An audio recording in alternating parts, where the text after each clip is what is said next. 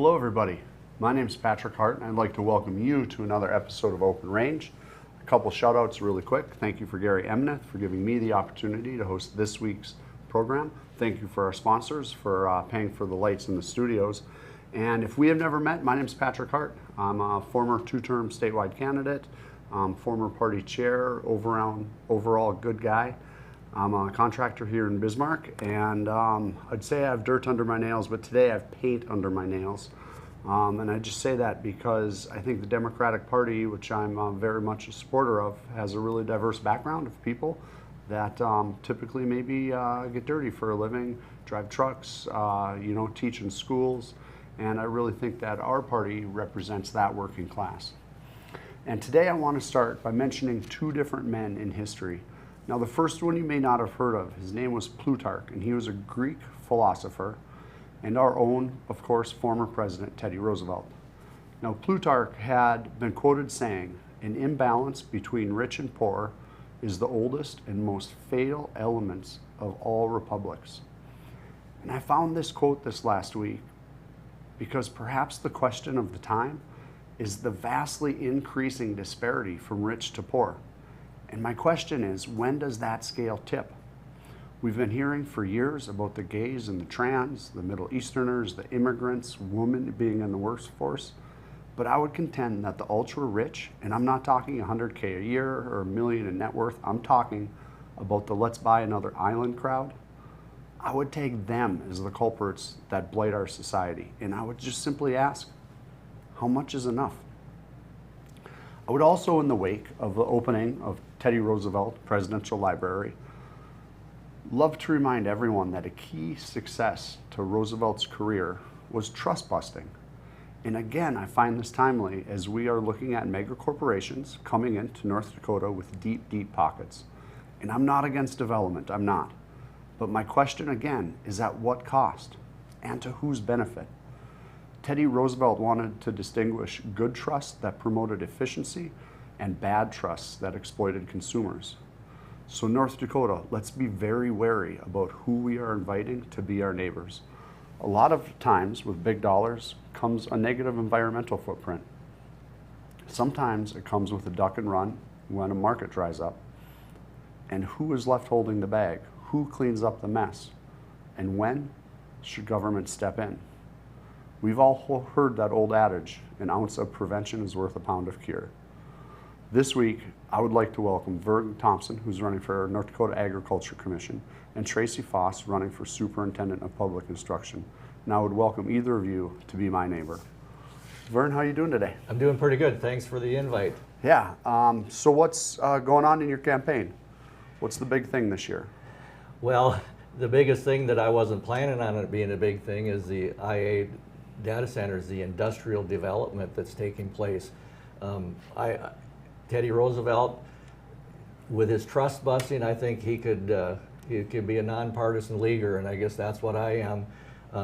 I believe in industrial development, I believe in progress, but we can't take our resources, our water, our soil, our people, our oil, energy, all those things, we can't just give it away. I see too much corporate welfare, and Teddy Roosevelt would kind of shake his head, I believe, to what's going on today. We've got multi-billionaire out-of-state corporations that are coming in, and they're hardballing people, they're short-circuiting. If they did things the right way, right up front, be fine, but they're changing laws, they want to take away power from local control, and that's why if there was a vote today of the people of North Dakota, 80% of them would say, we don't want data centers because the way that the corporates, the wealthy, are treating people in North Dakota. And again, if they did it the right way, fine, but I don't think they are. Absolutely. And I'll tell you what, you mentioned nonpartisan league. Now, I've interacted with a lot of my state chair colleagues, as I'm sure you have, and a lot of people ask, what is that NPL? Nonpartisan league, can you just give us a quick intro to that? Well, in the 1800s, late 1800s and early turn of the century, 1900, farmers banded together because they were tired of the grain exchanges out of state that were basically, they felt like they were robbing them from their profits. Same with the railroads, same with the banks. The banks were all, the money from North Dakota came from out of state. And so they said enough is enough. And they stood up and they banded together, and we created the only state bank of North Dakota, the only state-owned bank in the United States. And they also created the North Dakota State Mill and Elevator, which is the only one, it's actually the largest mill in North and South America.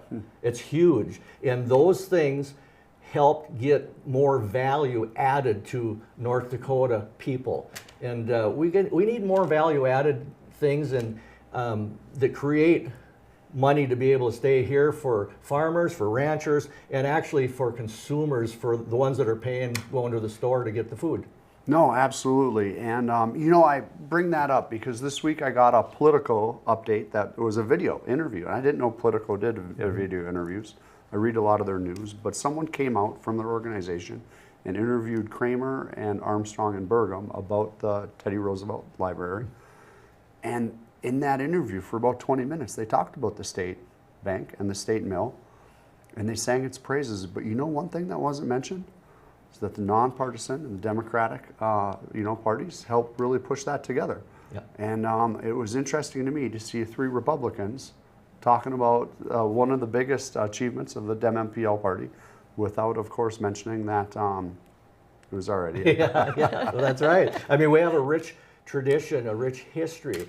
And you know, one of the reasons I'm running is because I want to stand with North Dakota people against the corporate politics and against the out-of-state multi-billionaire crowd, the corporations coming in and just taking advantage of us. And that's not the North Dakota way. And we can do better, and that's why I'm running for this office, and that's why I think we need to add more value to all the resources that we have here in the state of North Dakota, because we're blessed, you know, but we can lose them. And why are we, this corporate welfare has got to come to an end. And I don't think that's a partisan issue. I think that all North Dakotans would say, hey, enough is enough, because it's your money. It's your money that's being spent by these sweetheart deals. Vern, I love it. I think me and you could talk all night about it. We are, though, Tracy, we're going to pivot to you for just a couple seconds. This is Tracy Foss, running for Superintendent of Public Instruction. Thank you for having me. And can I just say, to replace Kristen Baszler, who went to national, right? Correct. Yep. So tell me about you. Why are you running this cycle? I'm running because I have over 30 years of experience in education, and through those years I've noticed some issues that haven't been addressed, or they've tried to be addressed, but they're addressing the symptom instead of the cause. And I think one of the reasons is what you're talking about as well, is that transparency of and not bringing everybody to the table. So I don't think we're hearing all the voices that would help us to come to those better solutions than just listening to, and a lot of those are outside sources too, companies and that are creating the books, that are doing the curriculum, and all of these other programs that are designed to help schools. And I'm not saying that in itself are bad, but we're not necessarily listening to the individuals in the classrooms and on the staff, and because I think that input would get us to solutions a lot faster and much better and sustainable. I think we're looking at some things a little bit wrong. And then I'm a tech and engineering ed teacher that teaches students how to do critical thinking and problem solving. So it's one of my strengths. So I think I can help with that process. You know, I'm going to read something for your bio. My experiences have given me a wide range of perspectives that will help me identify all stakeholders and ask the right questions to solve problems within the North Dakota educational system. And I highlighted that specifically because that's my style too. I don't have the answers. Yep. But I can definitely put that room of people together to figure out how we're going to tackle this problem. Yep. And maybe we need more people at the table. Yeah, I think we need more people at the table. So a lot of times we can be critical, we can be nitpicky, we can ask for more accountability. What are some things maybe the other direction that are going good and that we need to continue with moving forward? We The things to continue with are trusting the teachers and trusting the staff to do their jobs. But it takes a little bit more of that oversight to make sure that we're making it equal. So the intent is there at the legislative level to have that high quality education system in each of those districts. So we need to applaud the intent that it's there. We want high achievement, but I don't know if what we're looking at will tell us whether it's high achievement or not. So getting into those classrooms or getting into those districts and getting those people to the table, again, I'm going to be a broken record here, I'm sorry, would help us to understand the parts that are working and the parts that are not working. So a lot of it is the good intention. We're going to have individuals, we want to make sure that we're teaching students about computer programming and those kind of things so they understand that. We want to make sure that we have, I think there's a new initiative on AI. We're now making students putting their phones into a lockbox before, for the day. So we have intent and we're starting. But it's fiscally irresponsible to spend too much money and waste it, but it's also fiscally irresponsible not to give enough money to make sure that those initiatives succeed. So I think we need to rethink what it means to fully fund a school district and what their needs are. And just a chunk of money that they increase by 1% every year is not really cutting it, because their Grand Forks had to cut music and art and some PE, which I've not heard of before, the PE, but we want to make sure that we keep those things going. We'll continue after this commercial break with Vern Thompson and Tracy Foss. Welcome to where classy meets Wild West. Buffalo Gypsy Boutique of Bismarck has clothing, decor, and gifts ranging from sophisticated boho style to fun and flashy. Our exclusive brands such as Scully, Double D Ranch, and Tanner Mark provide standout style for the whole family, right down to the little ones. We always have a great selection of Kimes denim, and we proudly offer American-made jewelry and artwork. Find Buffalo Gypsy classing up North Bismarck just off Highway 83. We're not some big city operation with a call center that doesn't even know where North Dakota is. We're Beck, built and rooted in rural North Dakota. We're your neighbors, your cooperative, working together for more than 70 years to keep you connected to what matters most in your life. Our Beck Fiber is more than just internet service. It's what you rely on every day. And if you ever have a question, we're just down the road, ready to help. Beck Communications, committed to you because we're local too. Ashley, North Dakota is where life moves a little slower, but never gets dull.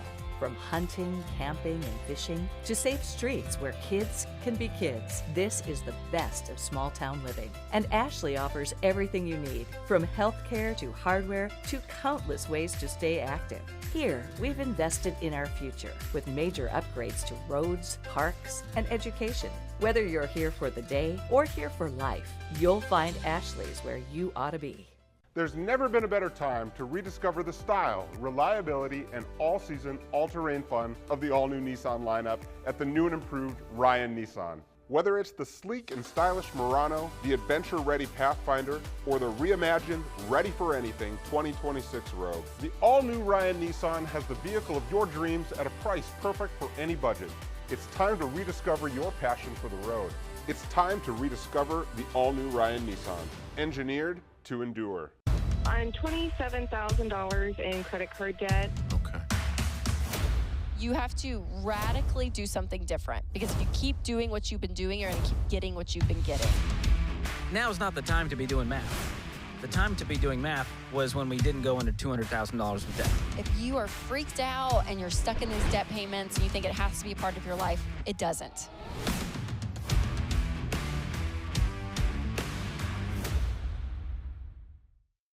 Hello, friends. This is Culture Crossroads. Join me, Andrew Southwick, and my co-hosts, R.C. Williams and Juliana Ormond, as we tackle the issues shaping America. From politics to pop culture, to faith, freedom, family, and the future.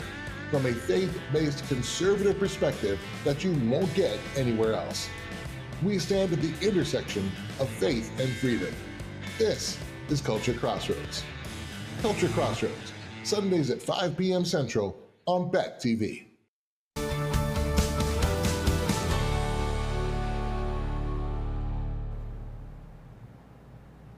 Hey guys, thanks for sticking through that commercial break. My name is Patrick Hart, and today I'm joined with two friends, Vern Thompson, who's running for Ag Commissioner, and Tracy Foss, running for Superintendent of Public Instruction. Vern, can you tell me a little bit about what your campaign has looked like this cycle? We've been holding town hall meetings all across North Dakota. We've been going to where the people are at, and we're listening, we're learning, and we're talking, and we're coming up with workable solutions to the worst farm crisis in the last 40 years. Do you think when you get into office this fall, you're going to have to fight farm bankruptcies similar to the way that Sarah Vogel did in the 80s? Yes. Yeah. What I'm disappointed with, and credit counseling and mediation will be very important. When you look at the North Dakota Department of Agriculture's website, they have one credit counselor. When you look at their website, they have one mediator. And it just so happens that that mediator and that credit counselor are the same person. So when you bring up Sarah Vogel, she saw the farm crisis in the 1980s when I was a young farmer, and I struggled through just like everybody else did. But she took a bunch of people, 60 to 80 people, and trained them before the spring so that they could sit down with farmers and go through their books, and then they could go to the bank with a mediator and maybe negotiate some better terms. You know, and that's how, you know, some people didn't survive, but that's how people were able. There's people that use that credit counselor program that are farming today. Sure. We have nothing like that going on now. Well, and that brings me back to my intro statement about ounce of prevention is worth more than a pound of cure. It sounds like Sarah Vogel proactively put that together, anticipating this was going to happen. And I'm sure you're aware of, I just saw Doug Goring in the last 2 months talk about the biggest threat was some convoluted EPA law that's 20 years old. No, it's funny how none of the incumbents will take any credit for not having a farm bill, for losing farmers. We're losing 430 some farmers every year since Doug Goring's gone into office. What we've been doing, we're not just sitting back and complaining, we are doing research on what we can do. We are planning for November and December for when the people have to start paying the bank. What are we going to do? We have, as an example, we have $500 million that the Industrial Commission loaned from the State Bank of North Dakota, which is your money. They loaned that to farmers. At first I thought this was a good deal. Way to go. But guess what? I've been talking to some of those farmers. They used that money to catch up on last fall. And they still got hit with the high fertilizer and fuel and the tariffs, the cost of, you know, buying parts and so on and so forth. And they're not going to have the money this fall. So who's watching the taxpayers' money? What are you going to do? We have to, the Industrial Commission has to have a plan. And I went to the last Industrial Commission meeting, nothing. Yeah. You know, we don't need to react to every problem. We need to have vision to figure out what we need to do in the worst case scenario, and then we'll pray for the best scenario. Vern, tell us how we can participate in your race. Where can we see you next? What's upcoming? We're going to have, we're finalizing it tomorrow or Friday. We will be running statewide with town hall meetings. I don't even know how many I've had so far. I know I've traveled over 13,000 miles to date. Oh, wow. But we're going to have agricultural town hall meetings all across North Dakota. And then following that, because we've got so many farmers that are concerned about their property rights with this industrial development that's taking place. We're going to have the AI Data Center and Industrial Commission town hall meetings to follow up with that. So we're going to be very busy during this summer, and then it's probably going to get busier as we go along. Well, awesome. And you can see on the screen, Thompson4nd.com will get you clued into Vern's campaign. Now, something we maybe skipped over, because I think we have a lot of same elements in our philosophy of government and corporations. Just tell us a little bit about yourself. Who is Vern Thompson? Well, I'm a farm kid from Minnewaca, North Dakota. I was the third generation farmer on the land, you know, that my grandpa homesteaded on, so to speak. And I lived through those 80s farm crisis. I survived. Now my son, or excuse me, my nephew bought our land, so we're out of the farming now, but it's still near and dear to my heart. And he's struggling like anybody else. His wife has got a nursing job, and he does some other things besides farming to supplement. But these last 15 years, I've been in the oil patch, which is a natural fit for the Industrial Commission that oversees the oil and gas development. So we have a trucking business, my wife and I transport that natural gas liquids that you used to see flared off all the time and made it look like from the satellite images that it was a birthday cake. You know, you could spot that oil patch anywhere. And so we're capturing that now, and we're hauling the majority of it up to Canada to help with their sour crude and stuff. And I've enjoyed the last 15 years out there. No, I want to touch on that. Now, first of all, the biggest flare I saw when I was out in the oil field was south of Stanley to the scenic 23 corner at about halfway on the east side of the road. That flare was so hot I could feel it in my truck. Yeah. That isn't a thing anymore.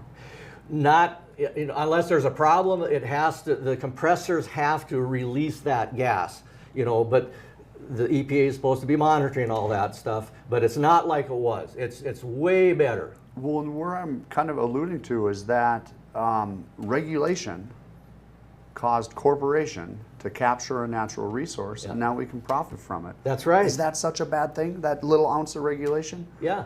No, but some of the corporations would rather pay the fine because it's cheaper for them to let the flare go off into the sky, waste it for farmers, ranchers, or communities across North Dakota instead of fixing it and capturing it. There's not everybody does that, but I won't say the name, but there's one company in North Dakota that is not a good partner in that respect. Others are capturing. We can't even blow down outside when we're hooking up and unhooking hoses and stuff. And they capture everything. I mean, that's what a farmer usually would do, is capture everything that was available.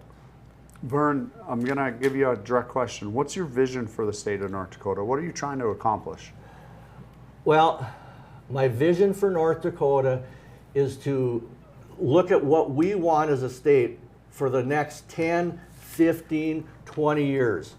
My vision is to make sure that we have enough value-added plants and so on and so forth, like a meat packing plant, all the things. We have the resources here, and my vision is to keep the money here in North Dakota and help the people that are here that are struggling in North Dakota. I don't want to see out of state, I don't want to see the Bill Gates and the Scott Bessents come into North Dakota and buy up all this land, you know, when they got billions of dollars, and they don't know anything. They've never had dirt under their fingernails like you and I. They don't know the difference between a wheat kernel and a soybean kernel, you know. And so I'm very passionate about keeping our anti-corporate farm laws in place. And the current people that are in charge, they are relaxing it, and they're inviting the corporates to come in. And I think that's wrong for the future. I want to see generations. I want to see your kids or your grandkids or the people that, you know, are near and dear to me. I want to see them have a chance to farm. Yeah. Have a way of life. Protect the heritage and legacy that we've built here in North Dakota. Kind of a goofy question here. Stick with me. Can you chew a kernel of corn and tell me what protein it is? I used to be able to on wheat. Wheat, no, excuse me, wheat, I misspoke there. We had a custom combining business for 42 years. My grandpa did, and I was involved with it for 20 years. And I could tell you the moisture of the grain. You know, you get around it long enough. But today I couldn't. I'll confess that I couldn't today. Well, I'll tell you, me and you and Katrina Christensen definitely are that in tune. What's something maybe you feel is a missed opportunity for our government right now? Seems like you're pretty in tune to the Industrial Commission. Yeah. The first thing with the IA data centers, lack of regulation. Because we have lack of regulation, they should have put together a 1-year moratorium like other places have done, so we can study through facts and figures, not take the word of the company that's coming in that's going to rake billions of dollars. So that's one of the things that I think that they've missed. And they've been asleep at the wheel as far as the farm crisis, as far as the tariff impact of North Dakota people, whether it was farmers, businesses, tourism. You know, I go to Canada. Tourism is still down about 30 to 35% in North Dakota. We want those people to come and see Teddy Roosevelt. You know, and they're mad at us. They're not coming. So there's a lot of things, there's more than things to work on than what we have time for. But we're going to work every day at protecting the people of North Dakota. So we got about a minute left. Why politics? Why now? What made you throw your hat in the race this cycle? Well, I thought I was done. I served my time. I didn't want to make a career out of it. We were comfortable with our life. The truck business was good, but when I saw people hurting, and when I know people that this year is a make or break year for them financially, my moral values and upbringing said that I need to do more. You know, I need to get out of the stands where you can holler and get into the game. And I'm into the game, and I'm doing it 110% like I do everything else in life. Well, I appreciate that, Vern. Democrats here, Vern Thompson and, excuse me, Tracy Foss. Are you identifying as a Democrat? Yes. Okay. And we're talking about local control and transparency. We'll be back after this commercial break. Hey y'all, it's Trent on the loose. I want to tell you, Lady Blue and I, we got a lot of miles together, but you know what? You and I got a lot of miles together as well. And all I want to do is bring to you the information on how we maintain a domestic supply of food and fuel for future generations. So I'm going to continue to travel the world and unearth the stories that make it possible that we can live in a free United States of America. We are Ladies of Another View.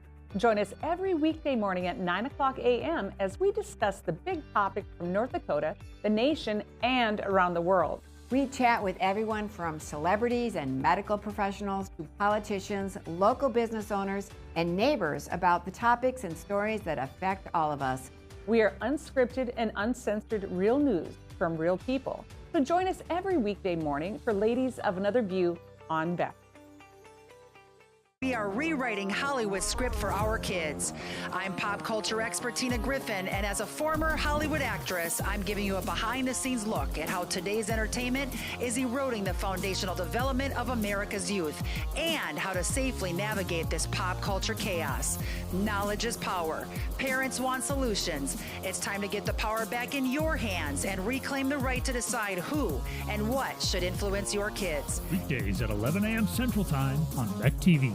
We're not some big city operation with a call center that doesn't even know where North Dakota is. We're Beck, built and rooted in rural North Dakota. We're your neighbors, your cooperative, working together for more than 70 years to keep you connected to what matters most in your life. Our Beck Fiber is more than just internet service. It's what you rely on every day. And if you ever have a question, we're just down the road, ready to help. Beck Communications, committed to you because we're local too. Come on in and experience small-town hospitality and the personalized care that makes car buying a pleasure.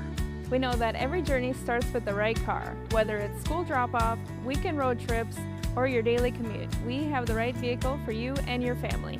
With trusted brands, affordable prices, and the team that treats you like family, finding your next car has never been so easy. We pride ourselves on personal attention and quality service. Bassett Motors, where our customers send their friends. From vets and breweries to butchers and luthiers, Made Local highlights it all. Join Lori Hins every Sunday at 5:30 p.m. as she finds the hidden gems all around the upper Midwest and talks to the business owners and entrepreneurs about the products they create, the stories behind their businesses, and why they love doing what they do. We want to follow up and see how you're doing in the future because I think this one's gonna grow. It's gonna grow. Watch Made Local every Sunday at 5:30 p.m. Central.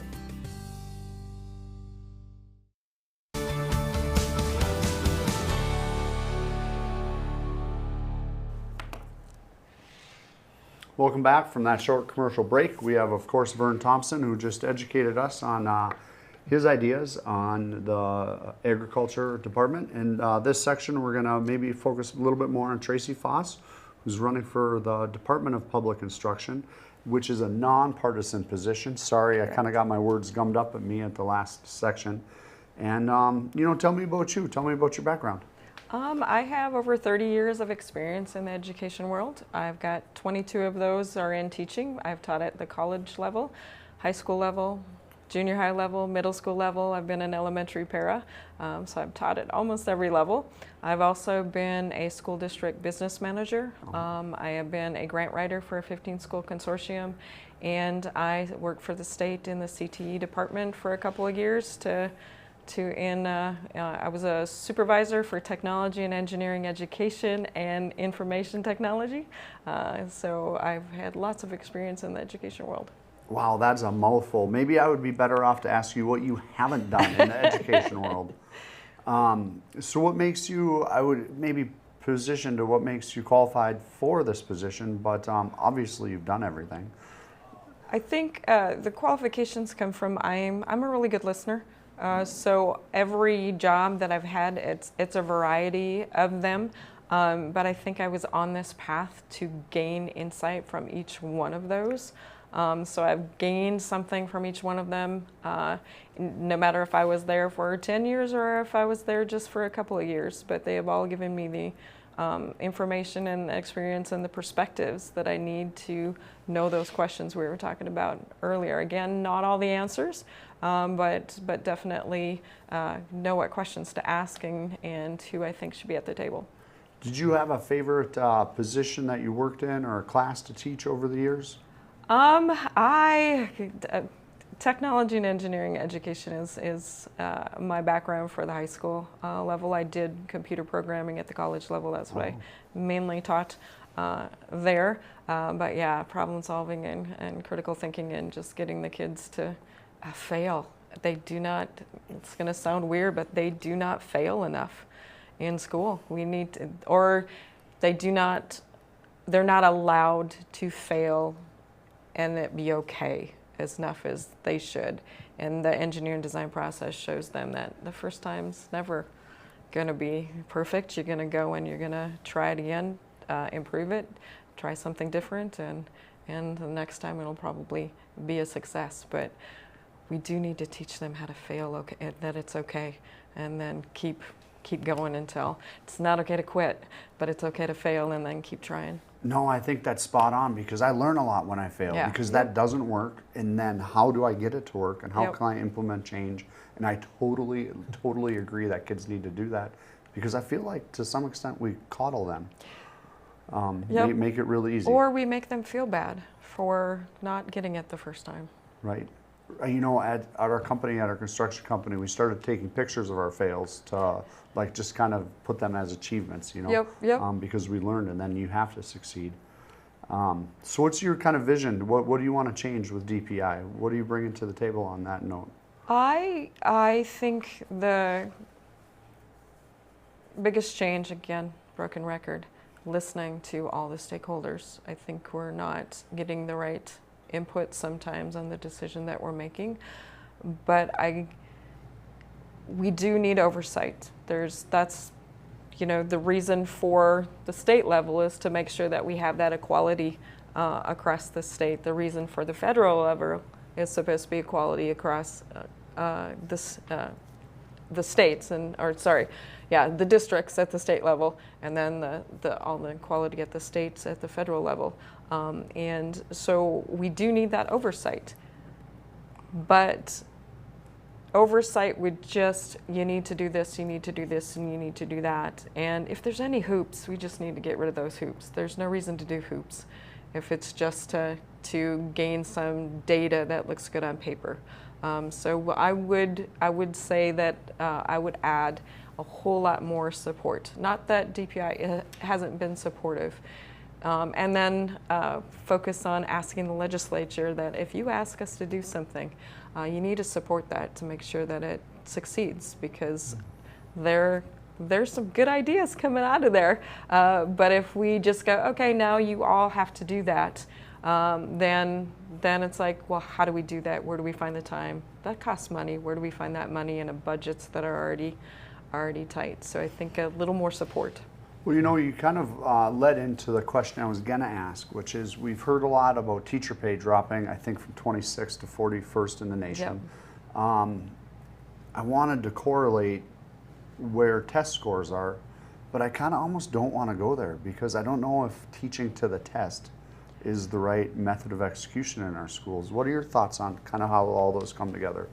And there's so many variables in education that it's really hard to, you can't pinpoint one.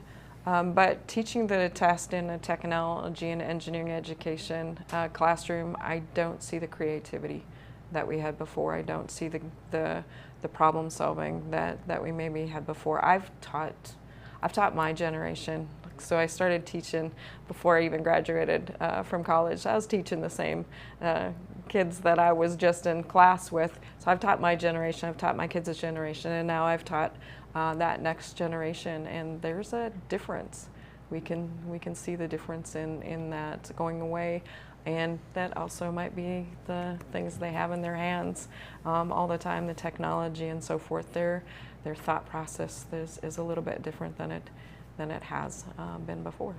So to kind of bridge all the conversation between the three of us today, I've never chat GPT'd. I don't know how AI works. Maybe I should brush up on it, but my kids do. Yep. And that kind of scares me, because I want them to critically think. I want them to read something, to analyze it, and to implement it. And it's just really easy to ask your phone. I think you ask your phone. I don't know if you type it or say it, but by voice. By voice. I'm kind of worried about that and how that's going to affect them in 5 or 10 years when they're in the job market and they have to critically think of a solution and implement it on site. Yep. Do you think there's anything we can do to kind of try to change trajectory? I think there are some studies from other states that are talking about not giving electronics till a certain age, making sure that it's all the hands-on and the talking and reading from an actual book and those kind of things. So so I think there are things that we can do. It was a good start to lock up their phones during school, but in reality I think they're going through withdrawal every day, because I think they get up at the end of the day and it's like, I haven't had this all day, because I am not going to lie to you, I'm addicted to my phone as well. I can waste 2 hours and go, where did that go? But my adult, already developed brain can put it away. I'm not sure that they can put it away. So I definitely think there's lots of things that we can do. I just don't know what the answer is yet, because I don't think we've done enough studies on how it's actually changed, how their thinking process is. But definitely we need to get to that, back to even the thought of, I need education. Because some of them have that, I don't need education, I'll just ask my phone what the answer is. So we need to make sure that we teach them how to discern whether it's truth or not, and then how to use AI responsibly in the way it should. Because I will tell you, I use ChatGPT to write tests. It takes 20 minutes that used to take me 2 hours to write a test from scratch. So there's benefit to that.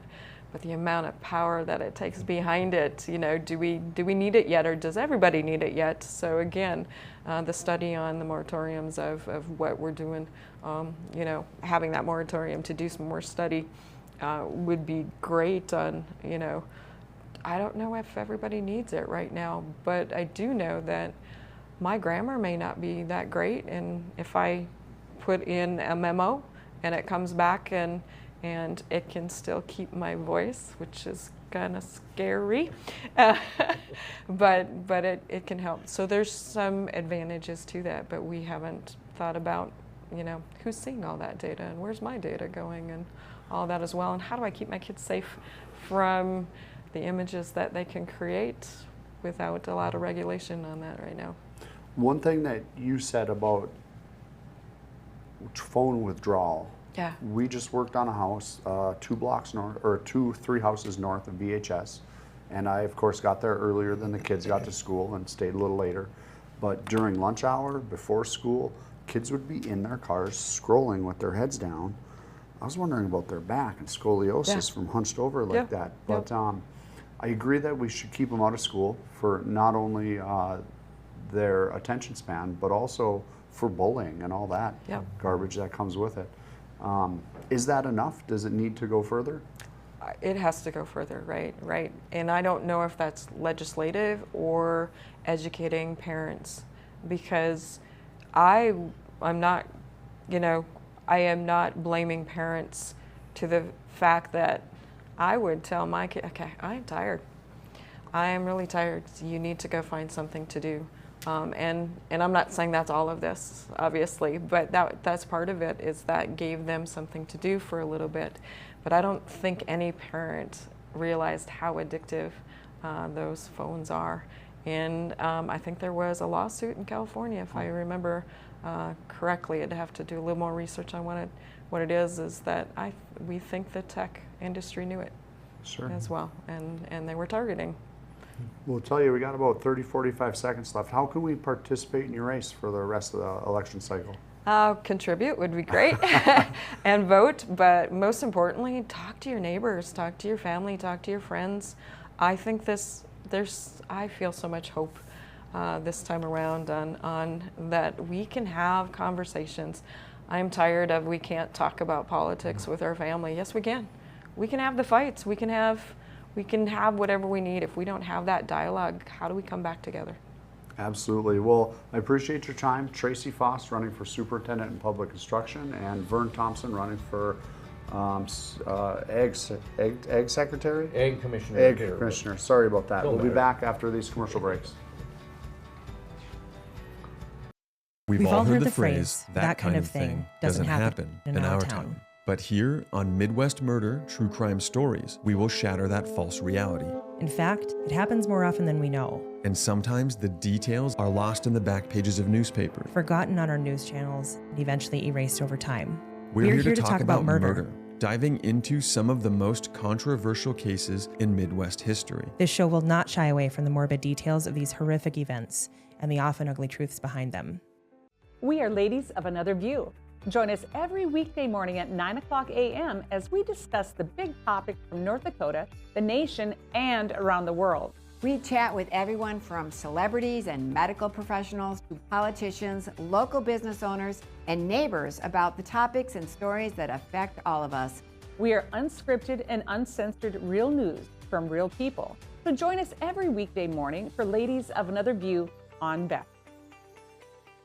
We're not some big city operation with a call center that doesn't even know where North Dakota is. We're Beck, built and rooted in rural North Dakota. We're your neighbors, your cooperative, working together for more than 70 years to keep you connected to what matters most in your life. Our Beck Fiber is more than just internet service. It's what you rely on every day. And if you ever have a question, we're just down the road, ready to help. Beck Communications, committed to you because we're local too. I'm Gary Emineth, host of Open Range. We've been at this for the past couple years. Representative Matt Heilman of Bismarck and former legislator Brandon Pritchard are going to do some regular segments on Open Range. While we cover a lot of politics, we're still going to be continue doing mostly all things North Dakota. One exception, Friday evening, I'll be doing a new show on Open Range called On the Horn. This show will be long interviews of 3 to 5 hours with the people I'm interviewing. They'll be airing week after week on that Friday evening. So thank you for being a part of the Beck TV and Open Range family. I'm a pretty calm, cool, and collective guy, but... Sorry, what's your name? Yeah, Evan. Hi, Evan. Yeah, we have no internet. Nothing. I don't know. It just stopped working. The internet is down. I know, I'm on the phone with them. No, that was my wife. I can't get online again. Yeah, I'm talking to Evan. She's No, on my the- daughter, my wife. Okay, can you guys not talk? Sorry. Yes, we have the white boxes. I see one. They got horns on them. It's the one with They the have horns. Yes, I see one. We have 11 of those. I was on the phone and I got disconnected. Okay, it's not about you. We switched our broadband service provider. Like Devin put in 11, Evan. How are we supposed to know which one's 7 and which I thought it was Devin. Who's Devin? I got no service. Honey, you're blocking. You can't stand there. You're blocking it. Don't block it. And the best part, I never have to speak to Evan or Devin ever again. I think this one's 11. 11? We're not looking for 11. No, are we looking for 7, Evan, or 11? We have 2 next to each other. That's bad. 2 white boxes. Evan? Evan?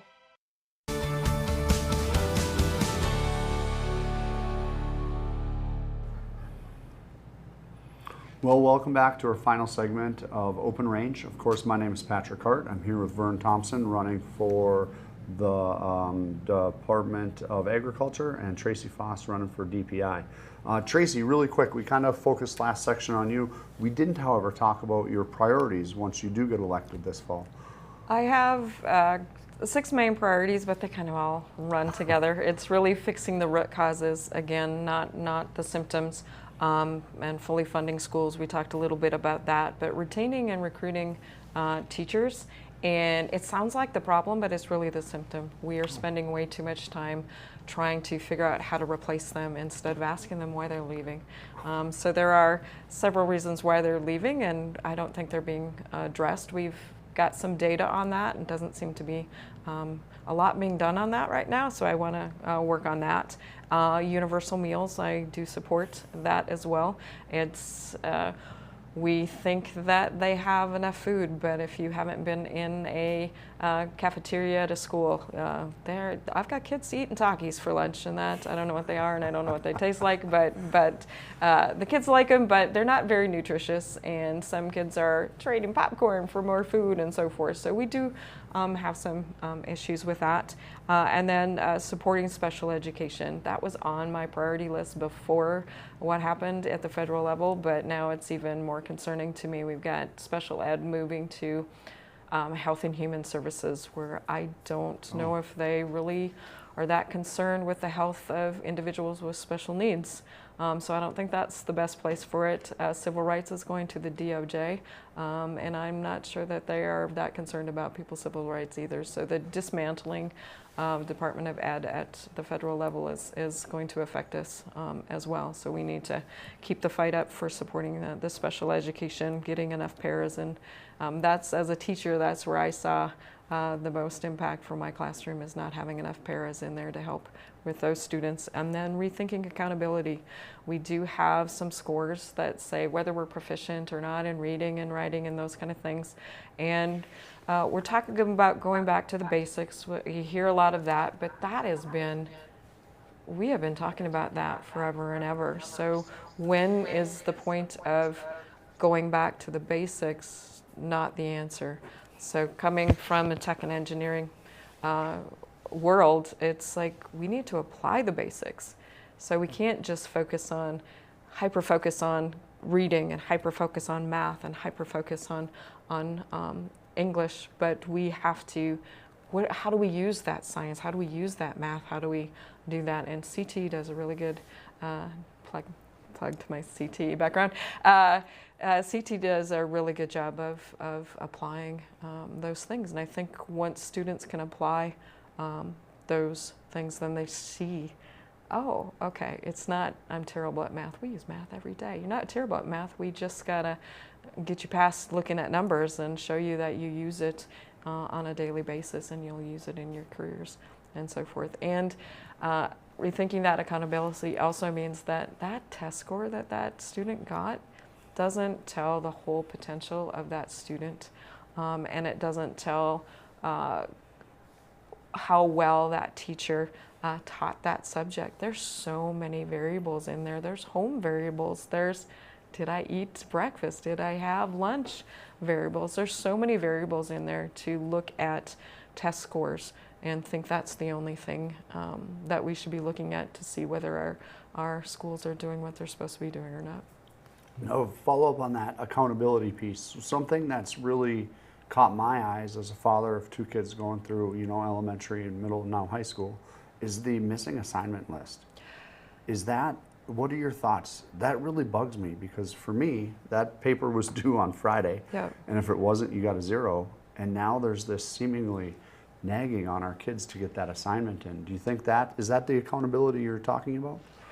The accountability I'm talking about is from DPI level of the accountability of, if you don't do well enough on these tests, then we're going to withhold something from you, which doesn't sound very supportive to me. It could be, we could look at that. I'm not saying we get rid of all the data. Obviously, we need to look at data.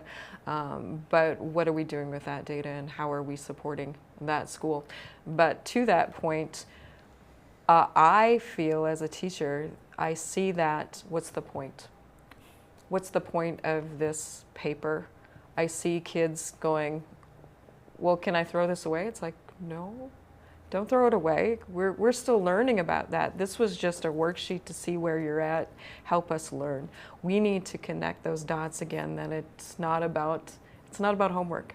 It's not about, you're doing that homework to learn something, and then this is why we need to learn something. And I think we've lost that a little bit in education when kids we're not explaining it, or they're not understanding it well enough to, we explain it, but we gotta, I don't know what we need to do, but we gotta figure out where's that disconnect, where it's just about doing homework and doing, well, I got my grade, and this is where I'm at, when it's really, it's about the learning and has to be purpose-driven, right? Yeah, yep.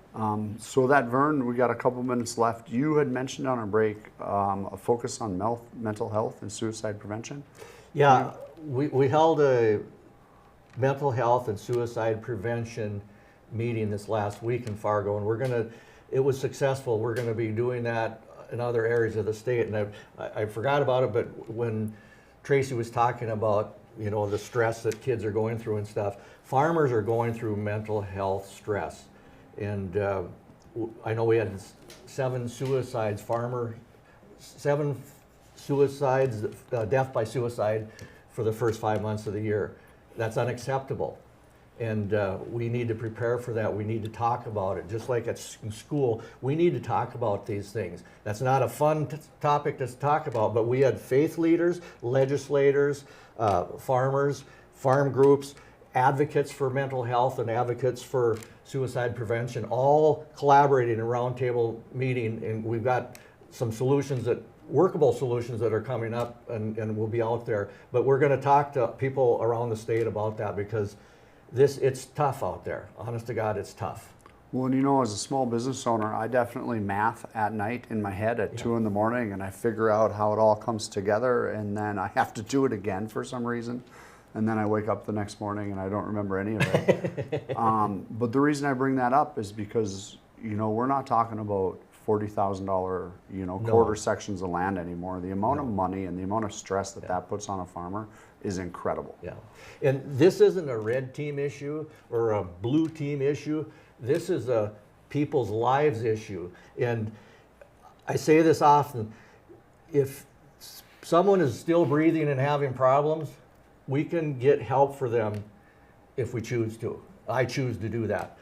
If they quit breathing, it's too late. And then what are we somebody's gonna say, well, why didn't you do something about that? We are gonna have, by fall, we're gonna have some farmers that are not farming anymore. That's reality, but we morally have to try and do what we can to keep the fabric, the farm tradition there in North Dakota.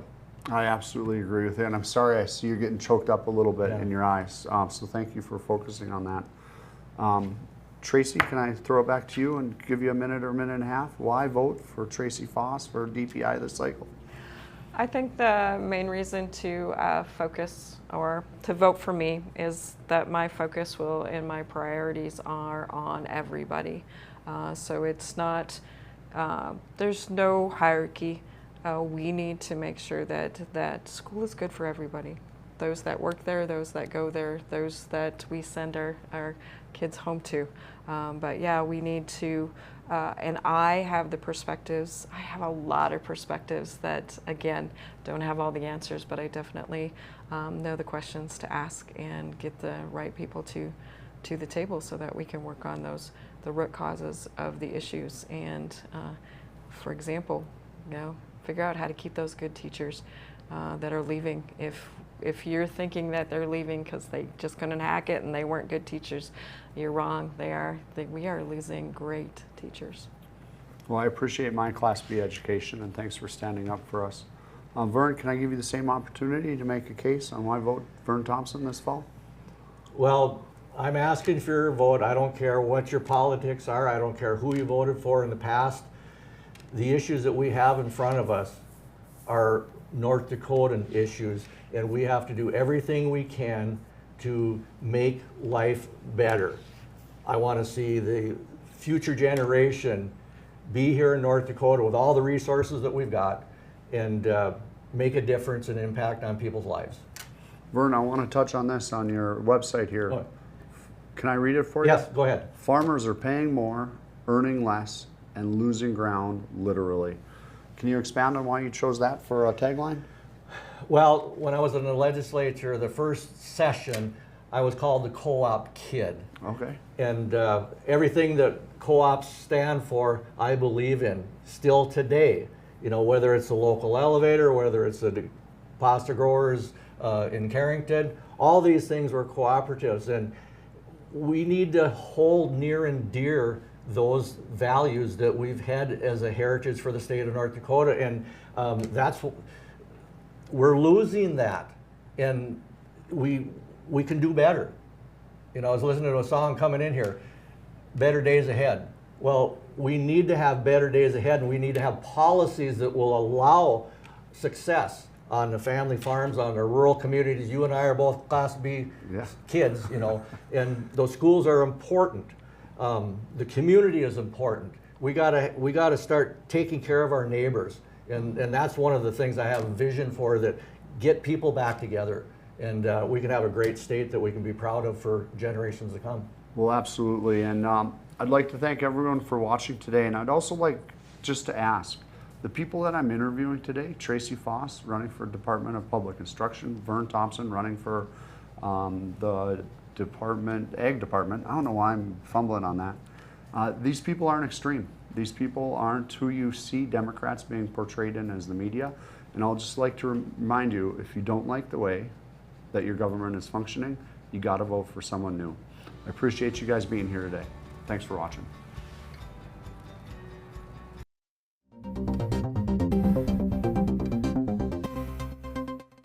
$27,000 in credit card debt. Okay. You have to radically do something different, because if you keep doing what you've been doing, you're going to keep getting what you've been getting. Ashley, North Dakota is where life moves a little slower, but never gets dull. From hunting, camping, and fishing to safe streets where kids can be kids, this is the best of small town living. And Ashley offers everything you need, from healthcare to hardware to countless ways to stay active.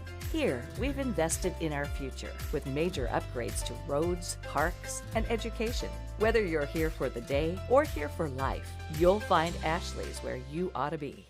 Come on in and experience small town hospitality and the personalized care that makes car buying a pleasure.